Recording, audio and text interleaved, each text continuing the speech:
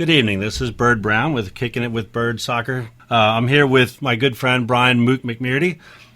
We are here to introduce to you a grassroots soccer campaign that will lend itself to generating additional interest for the World Cup that's coming up this summer, but to get the citizens of Carroll County behind a program that we hope will one day end up with an MLS franchise in Baltimore. Many of you know me from being not a lifelong resident of Carroll County, but been here more than 35 years. I'm a graduate of Westminster High School. I played soccer and lacrosse at Westminster High School, went to Western Maryland before they decided my academic requirements weren't meeting their standards, and ended up at Coker College in Hartsville, South Carolina with 4 other teammates from Westminster High School. From there, I also finished my soccer career there, came back to Carroll County and founded the Westminster Wolves Soccer Club in 1985. Many of you know me through Westminster Wolves Soccer Club, but also the last 4 years I've been the head girls varsity soccer coach at Westminster High School. I'm here with Brian Mook McMurdy. McMurdy, I guess I got to work on that. McMurdy. And I'm going to turn this over to him real quick and let him give you a little background on his soccer experience as well. How you doing? Most people call me Mook who know me from soccer. I'm originally from Philadelphia, what it was called Radnor High School. Played soccer at Frostburg State University. I was paroled in 1987 and came down to lower states here, I guess. Is that what's called flatliners from up in the mountains. And I started my own business 22 years ago, which is called Document Essentials. Document Essentials, yes, is sponsoring this program. We're going to be running this for about 52 weeks.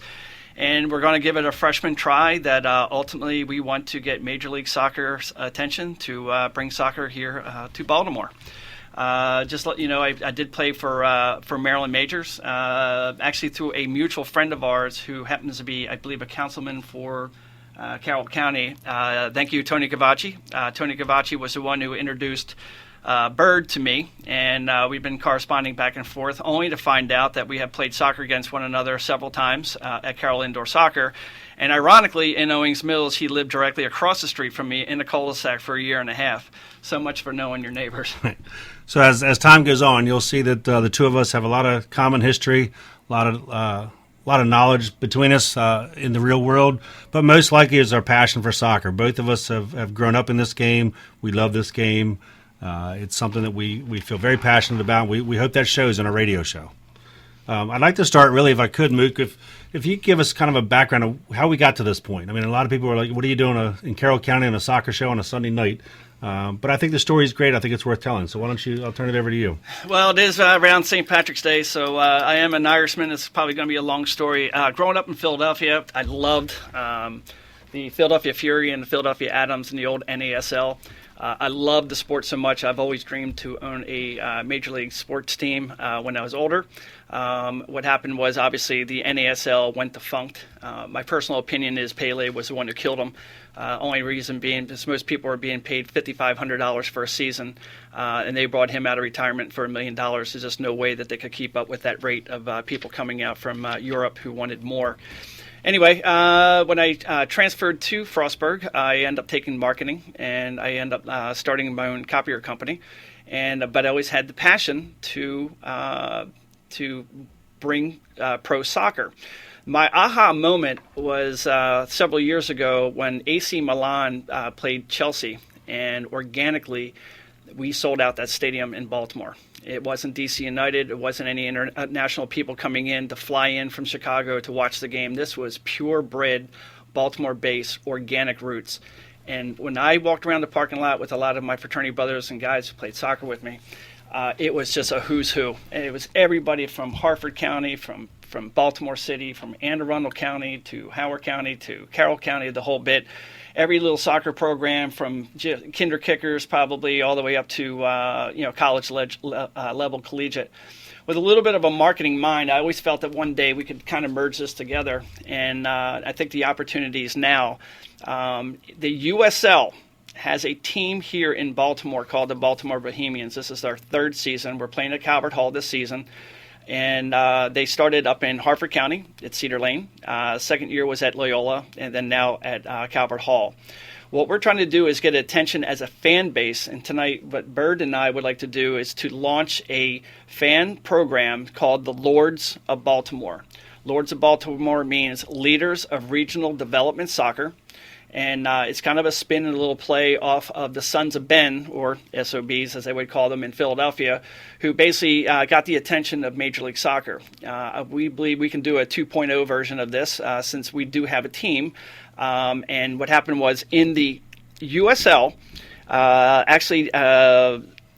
platooned the Portland Timbers, Seattle Sounders, and Vancouver Whitecaps. And from my understanding is Baltimore is the largest market, though we are in the fourth tier of the soccer pyramid. Major League Soccer, like DC United and LA Galaxy, is the top tier. Yes, the old NASL is trying to make a comeback with the Cosmos, the Rowdies, and the Strikers. Then they end up having the U.S. Pro team, which for those diehards out there, you know that it's the Richmond Kickers, the Harrisburg Islanders, and also my favorite team, which is Charleston Batteries, U.S. Pro, and then we are the player development. The beauty is that Pete Caringi III, who played with the Bohemians last season, had just been signed on, and I think 16th in the round. That was my understanding, and he's now playing with Montreal Impact. So what we're trying to do is Bird and I are trying to launch this. I'm going to turn it back to Bird, and when we are going to launch this is on March 29th. March 29th, for those of you that are in the know and have been in this, is the 20th anniversary of the Red Wolf Men's Indoor Soccer Tournament we hold at Carroll Indoor Sports Center. Again, this year is going to be no different other than the fact that we are going to be celebrating our 20th year. This is a collection of people 20 years ago when I was much younger and could run a little bit faster and actually could run in general. A number of my friends from the Wolves decided we wanted to put a tournament together that created a lot of buzz around the Baltimore area. We generated a lot of people coming from the Baltimore City area, Baltimore County. We actually have had people come from as far away as California, Texas, many from Philadelphia, many from other parts of Pennsylvania. And really it's just an opportunity for you to showcase your declining skills, if you will. We have three different divisions. We have an open men's division, which is extremely competitive. We have an over 30 division, which for an old guy like me still seems extremely competitive, but it is very competitive. And then we have a masters division, which is a little bit more fun, but still, the competition still remains there. We've had it at Carroll Indoor. Generally, we get anywhere between 30 and 35 teams, around 300 to 350 players. We start at 7 o'clock in the morning. We go practically till midnight. What's special about this year, in addition to it being our 20th anniversary, is that Mook and I are going to be there to introduce the Lords of Baltimore to the people that have come here for the last 20 years. Really use that as a foundation for the program that we're going to build. Maybe sign some new people up to the very first Ravens Roost type thing, if you would, for the Lords of Baltimore that we'll have here in Carroll County. And maybe get some other interest from people that will be going back home to Hartford County, back home to Baltimore County and Arundel County, that will take the same idea back and maybe create the same thing in other parts of the state.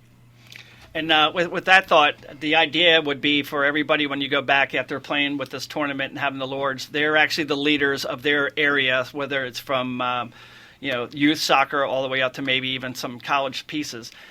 Just the simple ability to get people to come out to the Calvert Hall High School and to watch the game. That's a simple thing. If we're able to do that and we're able to sell out the stadium, I think that we could make a perfect pitch to Major League Soccer with some other factors that are going on within the community. And I believe this would be an excellent time. This is a timing. In the USL, from my understanding, Baltimore is one of the largest markets, and apparently it has bigger than Portland or even Vancouver, from my understanding from people that I spoke to about this.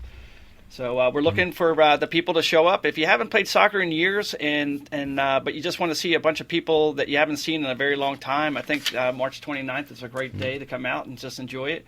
And I do believe that it's an adult over 21, obviously.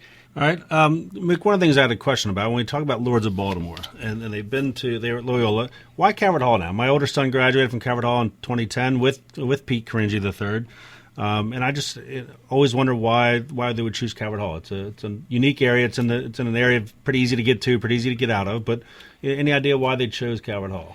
That may be a little bit above my pay grade. My understanding is it started from Cedar Lane, then went to Loyola. There was an opportunity where we had a playoff game that was presented at Calvert Hall. Calvert Hall was very kind enough to step up. It is a excellent stadium, and it's just the right size. So it's kind of like Mama Bear, Papa Bear, and Baby Bear. this porridge is just right. And we believe that, and thank you, Calvert Hall, we believe that this is a great place to pack in a lot of people and make it look presentable to the powers that be. Great.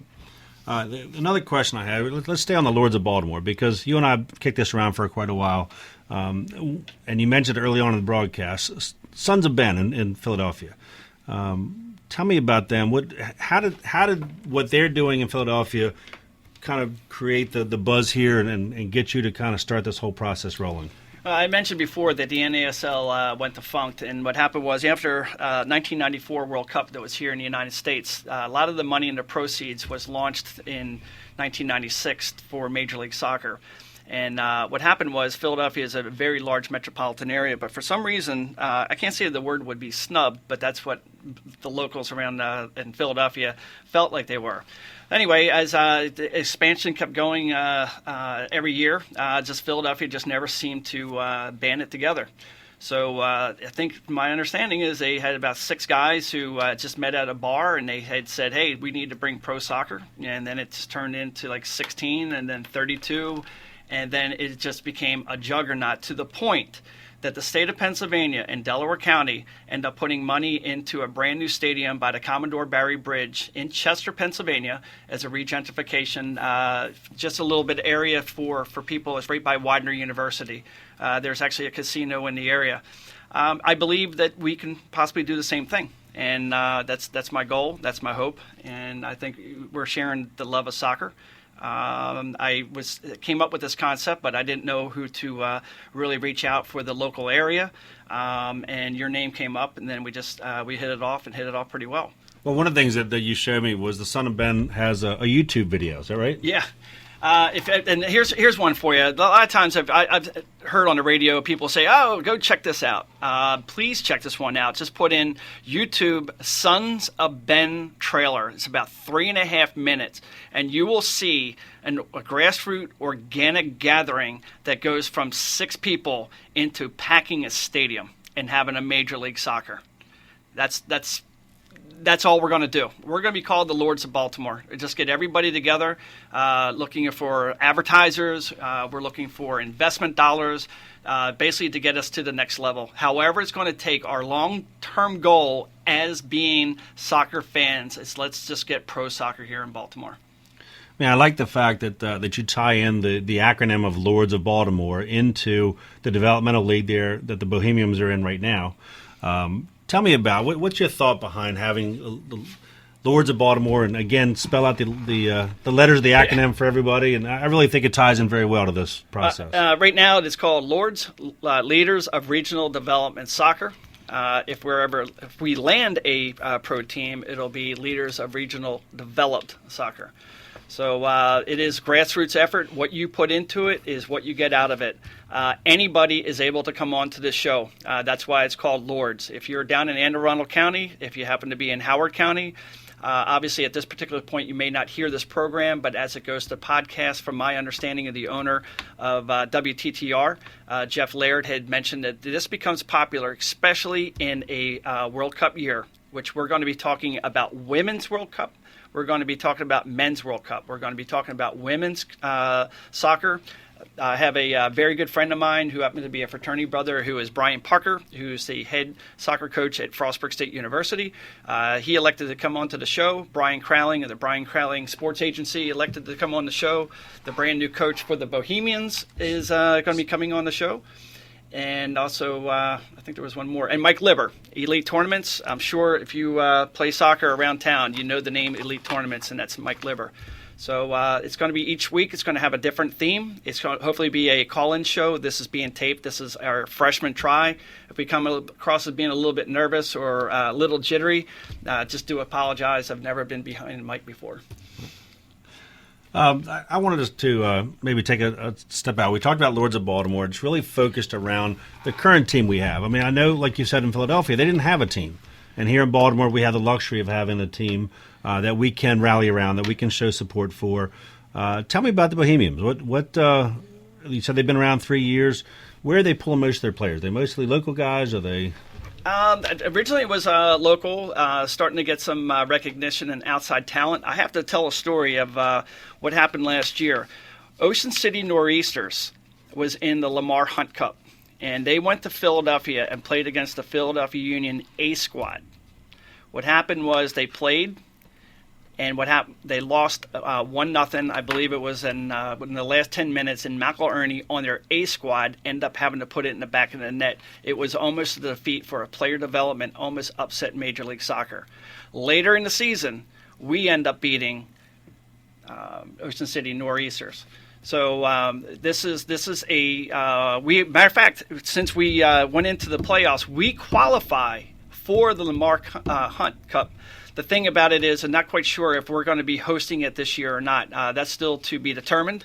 Just say a soccer prayer that we can, and it might be nice to possibly play a professional Major League Soccer right here in Baltimore. If that happens to be the case, we're going to be barking it like there's no tomorrow to get people in the seats and just to show Major League Soccer we mean business. For those people that maybe are soccer part-timers or whatever, can you explain what the Lamar Hunt Cup is? I mean, Lamar Hunt sounds like an NFL owner. The Lamar Hunt Cup is an open cup invitation that basically takes some amateur teams, player development, NASL, and U.S. Major League Soccer teams and combine it kind of like a European Open Cup where the best team tries to try to win. Sometimes the Major League Soccer will end up putting in their B squad to play, but last year the Ocean City Nor'easters played against the A squad, and they did a very good job. So the talent pool that is behind from, say, when Bert and I were growing up, where soccer was kind of at a grassroots level, just the idea of these kids coming up, just grassroots, it's just amazing in the talent. I'm in awe of the playing skills of these new kids. Wow. So it's when does the season start for the Bohemians? It's at Calvert Hall. The schedule's out, www.baltimorebohemians.com. We're on Facebook. Just put in Baltimore Bohemians, and you'll see the schedule. I believe there's 8 home games and 8 away games, the Lamar Hunt, and also hopefully that we progress to the playoffs. This year I know that we are pulling in some talent, and let's just see if we can win it. Fantastic. Let's talk a little bit about the coaching change. Obviously, before this year, Steve Nichols, a very well-known club and high school coach. Steve coached at McDonough. He also coached for the Baltimore Bays and the Casamia Bays.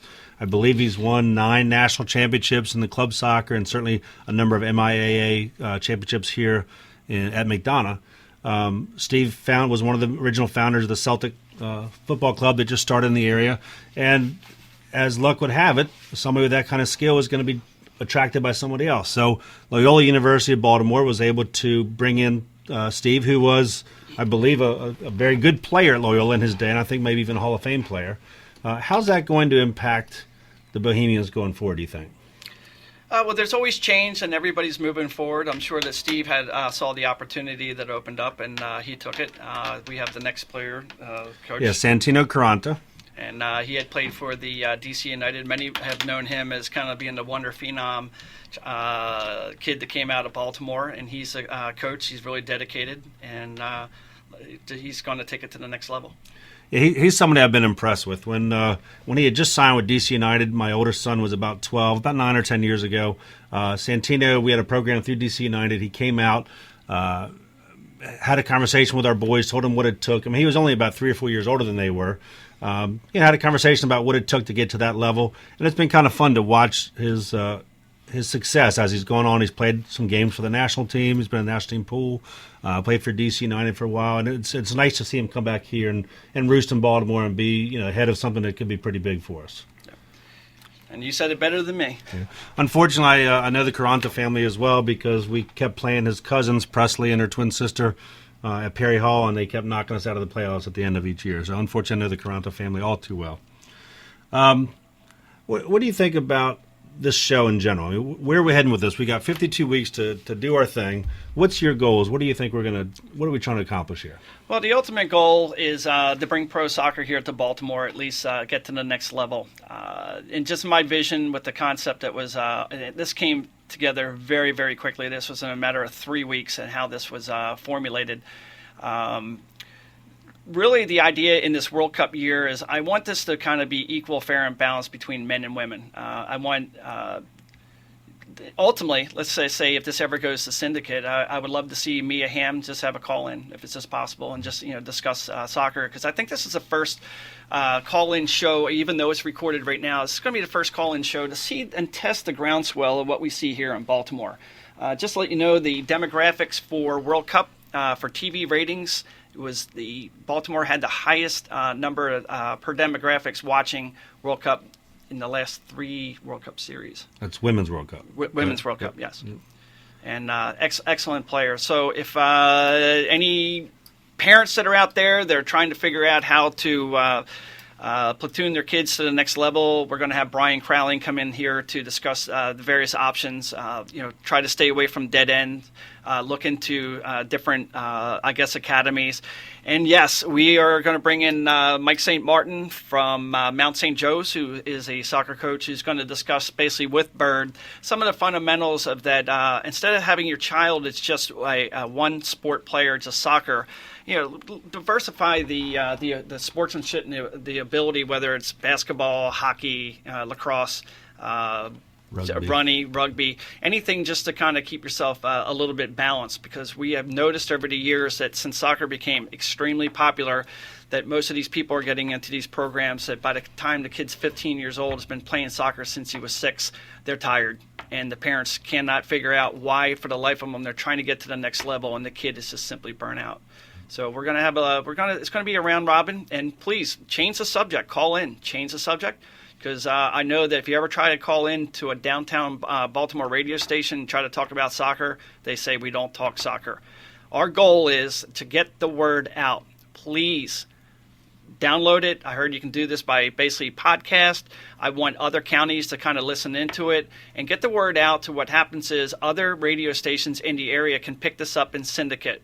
My gift to soccer is anybody who comes on the show, whether you have a camp, whether you're a coach, anything, you own your own business and you have it to support, you get a free commercial within this half hour. If this thing expands, we're going to have it as 1 full hour, which is going to be Sunday nights at 9 o'clock, unless scheduling changes it to something else. Okay. Yeah, I guess from my perspective, what I'm looking to accomplish here, those of you that know me and either use my paper to light your fire on Sundays, but know that I've been, for the last 8 years, I've been a recreation sports writer and a columnist for the Carroll County Times. And really my goal is to do something very similar to what we've accomplished there in the short period of time, is to really talk about all things good about soccer. As you know, and you probably ad nauseum reading my column about the beautiful game and what it means to me, that passion obviously shows up in my column week in and week out.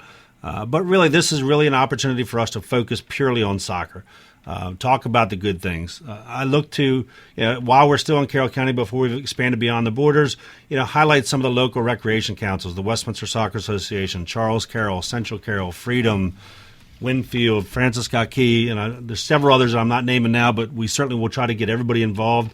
We want to highlight the game starting from the very bottom, the mighty kicks, the kinder kicks, whatever you want to call it, the younger ages, all the way up through, and hopefully ones that someday play for the Bohemians or even into the MLS. We plan on bringing information together about when's the right time to transfer from a recreation program to a travel program, maybe a travel program to a club, and then start looking at things like playing in an academy versus playing for your high school. What are the benefits of each? What are the drawbacks of each? And then, as Mook has said, we bring some people in to talk to you about the next level. The people, everybody that starts playing soccer thinks they're going to get a scholarship to play in college, and that's why we all put our kids through that craziness that we do until they're 14 or 15 and they're tired of playing. And what's a realistic opportunity to get a college scholarship in soccer at Division I, at Division II, Division III? I personally have experience by some of my girls that have gone on to play at all different levels, and each one of them provides unique challenges, and you have to be committed and dedicated to different levels of soccer, depending on the different levels that you play. So what we're going to try to do here is to highlight those things. I have contacts in U.S. futsal that are going to come on the radio show and talk about the benefits of futsal training versus playing indoor soccer. Some people like it, some people don't, but we'll try to get a balanced argument on each side. But really, just to really focus on what is good about soccer, what we as a community can develop, what each individual player can develop, and ultimately have us all being such large fans of the game, such large fans of the Bohemians that we are down in Calvert Hall. We're supporting this grassroots campaign that eventually ends us up in our own stadium, our own program for Major League Soccer. I see that our half an hour is kind of winding down. I want to offer another opportunity that's out there. The USL, the umbrella, oversees indoor soccer with the Blast. Last year, Ed Hale received a trophy from the president, Tim Holt, of the USL. And, soccer, we're trying to bring pro soccer here, but since they're underneath the same umbrella as, the off season, we could talk about the Blast, and during the regular season, we got the World Cup, and then during our regular season, and kind of like make it a synergy. So, and maybe in a little bit of a lull, we can discuss the various options, and it's just simply, calling in. Just reach out, call the radio station, just say that you'd like to call or call in. Hopefully we have 5 or 6 people that are behind you. If not, it's just going to be Bird and I talking, but we're trying our freshman try to be all things considered for Baltimore soccer. So I would like just to end it out with I'm Mook, and this is Bird, and Bird, I'll give you the final say. Well, actually, at the end of each week, we wanted to have a little Mook Minute or Bird Minute where we talk about something that's near and dear to our heart. And I just want to send a special shout out this week to a really good friend of mine, Doug Osterhaus, who many of you know. I've met him through this beautiful game. You don't generate the kind of friendships that we generated in normal life. It was something that our kids brought us together. Unfortunately, Doug met with an untimely death in the last couple of weeks. Was able to spend time with his family and just a multitude of friends that were there to support the family and to praise the life that Doug led for us. So, again, I just want to give a shout out to the Osterhaus family. Know that we're thinking about you. Know that people like you, people like Doug, are really what this is all about, and really how we want to take this thing. So we'll look forward to seeing you all again next Sunday night at 9 o'clock on WTTR with more Kicking It with Bird and Mook.